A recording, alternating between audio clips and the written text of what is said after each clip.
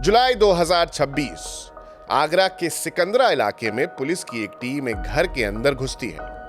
कुछ देर तक ऑफिसर्स ने पूरे घर को स्क्रूटिनाइज किया और फिर वो सीधे बाथरूम की तरफ बढ़ गए और इसके कुछ ही मिनट्स बाद उन्होंने बाथरूम के फर्श को तुड़वाने का फैसला किया। अब जैसे जैसे सीमेंट और मिट्टी हटाई गई, पुलिस के सामने एक ऐसा सच आने लगा जिसने इस पूरी इन्वेस्टिगेशन को बदल दिया। बाथरूम के नीचे दबी हुई थी एक इंसानी लाश। लेकिन सबसे चौंकाने वाली बात ये सिर्फ डेड बॉडी का मिलना नहीं था। सवाल ये था कि इतने दिनों से एक लाश इस घर के नीचे दफन थी और किसी को कोई भनक नहीं लगी। आज के एपिसोड में हम बात करने वाले हैं आगरा के बाथरूम मर्डर केस के बारे में। नमस्कार, मेरा नाम है अंकित और आप देख रहे हैं जिस्ट का शो क्राइम सीन।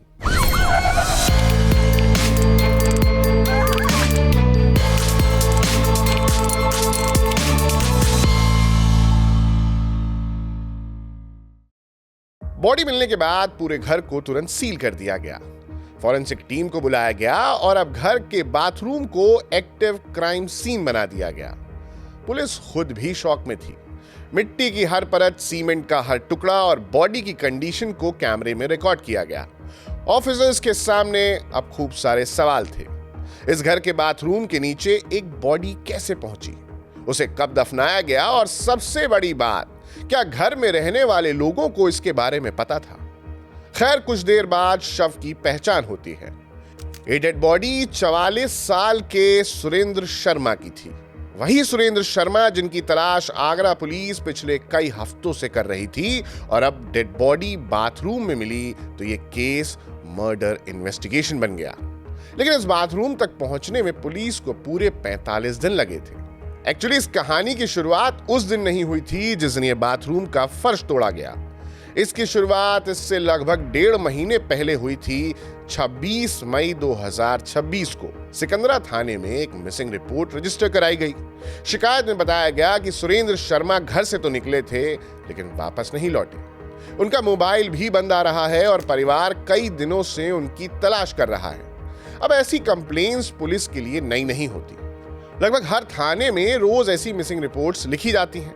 कई लोग कुछ घंटों बाद मिल जाते हैं तो कई कुछ दिनों बाद खुद लौट आते हैं और कई मामलों में परिवार का कोई सदस्य ही उन्हें ढूंढ लाता है। इसलिए शुरुआत में इस मामले को भी उसी तरह देखा गया। कंप्लेन दर्ज होने के बाद पुलिस ने सुरेंद्र शर्मा के बारे में इंफॉर्मेशन जुटानी शुरू की। उनके मोबाइल नंबर को देखा गया और फिर रिलेटिव्स और दोस्तों से भी बात की गई, लेकिन कहीं से कोई ठोस सुराग नहीं मिला। ऐसा लग रहा था जैसे सुरेंद्र अचानक बिना कोई निशान छोड़े गायब हो गए। और इसी दौरान पुलिस की मुलाकात कई बार सुरेंद्र के परिवार से भी हुई। घर में उनकी पत्नी थी, 2 बेटियां थीं और रिलेटिव्स का आना जाना लगा हुआ था। पुलिस ने सबसे नॉर्मल पूछताछ की। आखिरी बार सुरेंद्र को कब देखा गया, उन्होंने क्या पहन रखा था और किसी से क्या कोई लड़ाई थी, क्या वो किसी काम से बाहर गए थे, और तो और परिवार ने अपने स्तर पर तलाश करने की बात भी कही। शुरुआती जांच में ऐसा कुछ सामने नहीं आया जिससे पुलिस को लगे कि ये मामला सिर्फ एक नॉर्मल मिसिंग रिपोर्ट जैसा नहीं है। उधर पड़ोसियों से भी बातचीत के दौरान कोई ऐसी इंफॉर्मेशन नहीं मिली कि इन्वेस्टिगेशन को कोई डायरेक्शन मिले। लोगों ने बताया कि सुरेंद्र कई सालों से इस इलाके में रह रहे थे। फैमिली को नॉर्मल फैमिली की तरह वो जानते थे। पति पत्नी के बीच कभी कभार कहा सुनी होने की बातें जरूर कुछ लोगों ने कही, लेकिन पुलिस के लिए सिर्फ इतना सुनकर किसी कंक्लूजन पर पहुंचने के लिए काफी नहीं था। ऐसी लड़ाइयां लगभग हर मोहल्ले में सुनने को मिल जाती है। इसलिए इन्वेस्टिगेशन आगे बढ़ने की बजाय स्टक हो गई थी, क्योंकि जितने सबूत मिल रहे थे उस हिसाब से कोई नई इंफॉर्मेशन ऐड नहीं हो रही थी। इस बीच दिन बीत गए, हफ्ता बीता, 1 2 3, लेकिन सुरेंद्र शर्मा का कोई पता नहीं चला। मोबाइल स्विच ऑफ, कोई बैंक ट्रांजैक्शन की इंफॉर्मेशन भी सामने नहीं आई और अब जिन रास्तों पर शुरुआत में उम्मीद थी वो एक एक करके बंद होते जा रहे थे। लेकिन इस बीच एक बात ने पुलिस का ध्यान अपनी ओर खींचा। सुरेंद्र के बड़े भाई को शुरू से ही ये बात समझ नहीं आ रही थी कि आखिर कोई इंसान कैसे अचानक बिना किसी को बताए इस तरह गायब हो सकता है। उन्होंने भी अपनी तरफ से लगातार कोशिश की। कई बार पुलिस से बात की, परिवार के लोगों से डिस्कशन की। जितनी बार वो उस घर में जाते उतनी बार उनके मन में कुछ नए सवाल और गहरे हो जाते। हालांकि उस समय उनके पास भी कोई ऐसा सबूत नहीं था जिसे पुलिस के सामने रखा जा सके। उधर पुलिस भी मिसिंग रिपोर्ट की फाइल को बंद करने के मूड में नहीं थी। इन्वेस्टिगेशन के दौरान क्योंकि कुछ ऐसी बातें सामने आई जिन्होंने ऑफिसर्स को एक बार फिर उसी घर तक वापस जाने पर मजबूर कर दिया। लेकिन इस बार उनका उद्देश्य सिर्फ इंटेरोगेशन नहीं था, वो घर को एक बार फिर से शुरू से देखना चाहते थे।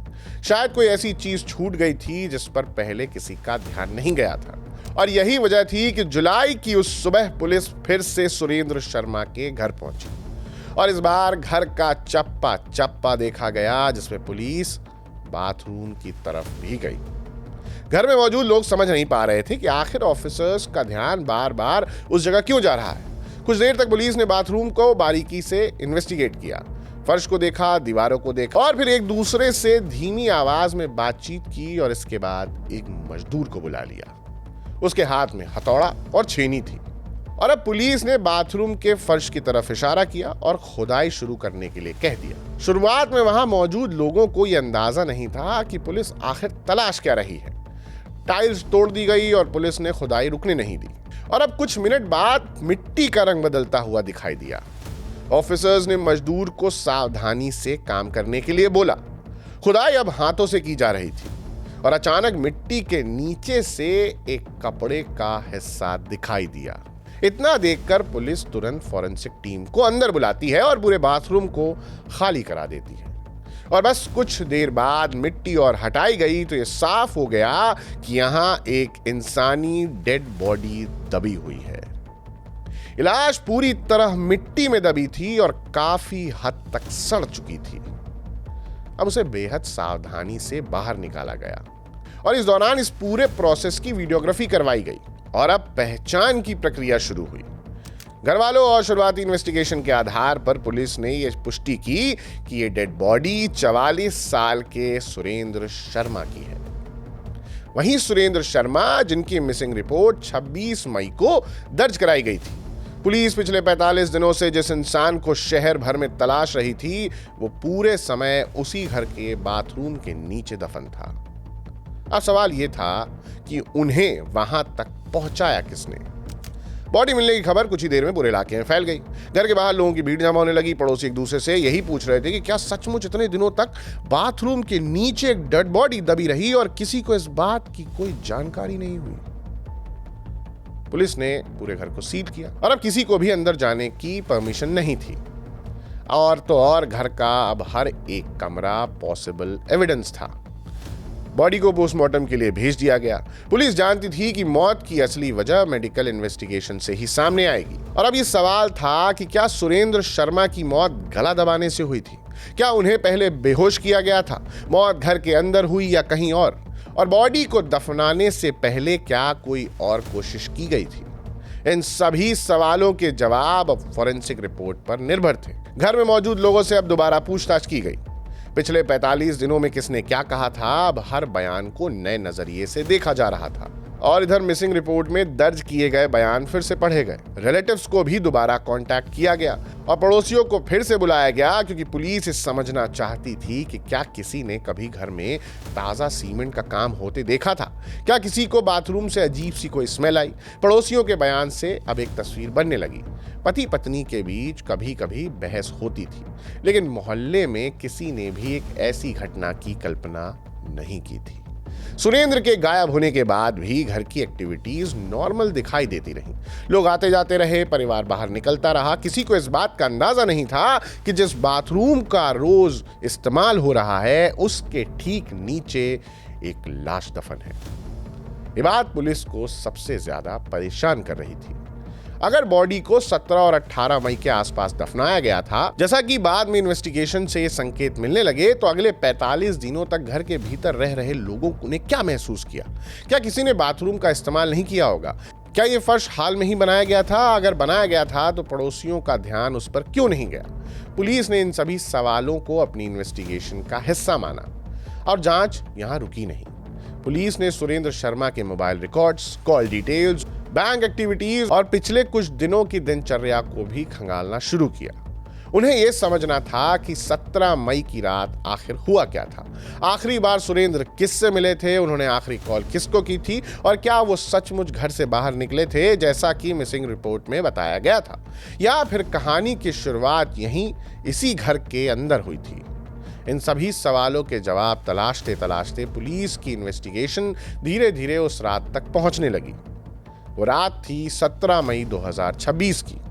घर में कोई एबनॉर्मल एक्टिविटी नहीं हुई थी। पड़ोसियों ने भी उस दिन किसी तरह के झगड़े या शोर शराबे की बात नहीं बताई। बाहर से देखने पर सब कुछ बिल्कुल नॉर्मल। लेकिन पुलिस का दावा था कि घर के अंदर उस रात जो हुआ वही अगले 45 दिनों तक सबसे बड़ा राज बनकर छिपा रहा। इसी दौरान उन्हें पता चला कि घटना वाली रात घर में दोनों बेटियां मौजूद नहीं थी। पुलिस के मुताबिक उन्हें पहले ही एक रिलेटिव के घर भेज दिया गया। इन्वेस्टिगेटिंग ऑफिसर्स ने इस इंफॉर्मेशन को बहुत इंपॉर्टेंट माना, क्योंकि अगर ये बात सही थी तो घटना के समय घर में मौजूद लोगों की संख्या काफी कम हो जाती थी। और इसके बाद अब पुलिस ने पता लगाने की कोशिश की कि बेटियां गई कब, किसके साथ गईं, उन्हें भेजने का फैसला किसने लिया। यहीं से पुलिस ने अपनी पहली थ्योरी को तैयार किया। इन्वेस्टिगेटिंग ऑफिसर्स का दावा था कि घटना किसी अचानक हुए गुस्से का नतीजा नहीं है, बल्कि उसके पीछे पहले से प्लानिंग की गई थी। हालांकि उस समय तक उनके पास इसे साबित करने के लिए सिर्फ सर्कमस्टेंशियल एविडेंसेस ही थे। इसलिए इन्वेस्टिगेशन को आगे बढ़ाया गया और इसके बाद पुलिस ने किचन को भी दोबारा इन्वेस्टिगेट किया। वहां बर्तन, खाने पीने की चीजें और घर में रखी दवाइयों की भी इंफॉर्मेशन जुटाई गई। और इसी दौरान जो पता चलता है वो इस पूरे मामले को एक नई डायरेक्शन देता है। पुलिस का आरोप था कि घटना वाली रात सुरेंद्र शर्मा को खाने में खीर परोसी गई थी। वही खीर जिसमें नींद की गोलियां मिलाई गई थीं ताकि सुरेंद्र गहरी नींद में चले जाएं और विरोध करने की संभावनाएं कम हो जाए। अलग अलग मीडिया रिपोर्ट्स में गोलियों की संख्या अलग अलग बताई गई है, लेकिन पुलिस ने यह जरूर कहा कि सुरेंद्र को पहले बेहोश करने की कोशिश की गई थी। हालांकि उस समय तक पोस्टमार्टम और फॉरेंसिक रिपोर्ट पब्लिक नहीं हुई थी। इधर पुलिस का कहना था कि जब सुरेंद्र बेहोश हो गए तब उनका गला दबाया गया। लेकिन इन्वेस्टिगेशन यहां खत्म नहीं होती। ऑफिसर्स के सामने अगला सवाल था कि अगर हत्या उसी रात हुई तो बॉडी को ठिकाने कैसे लगाया गया। ना ही किसी ने कोई बड़ा सामान बाहर ले जाते हुए देखा था और किसी भी ऐसे व्हीकल की इंफॉर्मेशन नहीं थी जो शक पैदा करे। इसका मतलब अगर पुलिस की थ्योरी सही है तो शव पूरे समय घर के अंदर ही रहा होगा और फिर यहीं से बाथरूम की कहानी शुरू होती है। पुलिस के मुताबिक अगले दिन बाथरूम के फर्श को खोदा गया, एक गड्ढा तैयार किया गया और सुरेंद्र के शव को उसी गड्ढे में दफना दिया गया। गड्ढे को मिट्टी से भरकर उस पर सीमेंट डाल दिया गया और फर्श को दोबारा पहले जैसा बनाया गया। इन्वेस्टिगेटिंग ऑफिसर्स का मानना था कि पूरी कोशिश की गई कि देखने वाले को कभी एहसास ही ना हो कि बाथरूम का फर्श अभी नया नया और दोबारा बनाया गया है। और अब पुलिस ये भी पता लगाने की कोशिश कर रही थी कि इतने बड़े गड्ढे को खोदने और फिर उसमें दोबारा सीमेंट भरने का काम एक इंसान अकेले कर सकता है? नहीं, इसमें किसी और की भी भूमिका हो सकती है। इस एंगल पर भी इन्वेस्टिगेशन को देखा गया। इन सवालों के जवाब अब बहुत जरूरी हो चुके थे। पूछताछ का दायरा बढ़ रहा था। पुलिस ने दोबारा रिश्तेदारों से, पड़ोसियों से और सुरेंद्र के करीबियों से बातचीत की। इंटरोगेशन का पूरा फोकस अब रूबी शर्मा पर आ गया। शुरुआती पूछताछ में रूबी वही कहानी दोहराती रही जो मिसिंग रिपोर्ट में दर्ज कराई थी। उनका कहना था कि सुरेंद्र घर से निकले और फिर वापस नहीं लौटे। लेकिन अब पुलिस के सामने बाथरूम के नीचे मिली बॉडी थी, इसलिए वही सवाल बार बार अलग तरीके से पूछा जाने लगा। ऑफिसर्स ने पिछले 45 दिनों की हर एक्टिविटी को उनके सामने रखा। किस दिन किससे बात हुई, पुलिस को क्या बताया, रिश्तेदारों से क्या कहा, और अगर सुरेंद्र घर से चले गए थे तो उनकी बॉडी उसी घर के अंदर कैसे मिली। पुलिस के मुताबिक लंबी इंटेरोगेशन के दौरान रूबी ने कई बार बयान बदले। इसके बाद इन्वेस्टिगेटिंग ऑफिसर्स ने दावा किया कि रूबी ने घटना के बारे में इंफॉर्मेशन देना शुरू की। पुलिस का कहना है कि रूबी ने बताया कि 17 मई की रात सुरेंद्र को खीर खिलाई गई और उसमें नींद की गोलियां मिलाई गई थी। इन्वेस्टिगेशन एजेंसीज के अनुसार मकसद ये था कि सुरेंद्र बेहोश हो जाएं ताकि किसी तरह का विरोध न कर सके। अब पुलिस का आरोप है कि जब वो पूरी तरह अचेत हो गए तब उनका गला दबा दिया गया। हालांकि ये घटनाक्रम पुलिस की जांच और पूछताछ पर आधारित है। अदालत में इन आरोपों की पुष्टि होना अभी बाकी है। पूछताछ यहाँ रुकी नहीं। पुलिस के सामने अभी सबसे बड़ा सवाल वही था जिसने इस केस को बाकी मामलों से अलग बना दिया था कि बॉडी को घर से बाहर क्यों नहीं ले जाया गया। पुलिस के मुताबिक रूबी ने बताया कि अगली सुबह बाथरूम का फर्श खोदा गया, एक गड्ढा तैयार किया गया और सुरेंद्र के शव को उसी के अंदर दफना दिया गया। इसके बाद गड्ढे को मिट्टी से भरकर ऊपर सीमेंट डाल दिया गया ताकि किसी को कोई शक ना हो, और इसके बाद कई दिनों तक घर के रूटीन को नॉर्मल रखा गया। पर अभी भी ये सोचने वाली बात है कि रूबी ने क्या ये सब अकेले कर लिया होगा।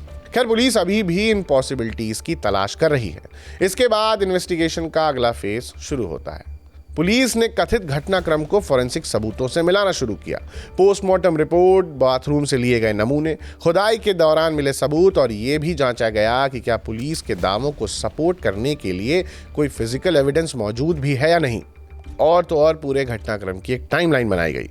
हालांकि इस मामले में एक बात समझना बेहद जरूरी है, पुलिस का दावा अदालत का फैसला नहीं होता।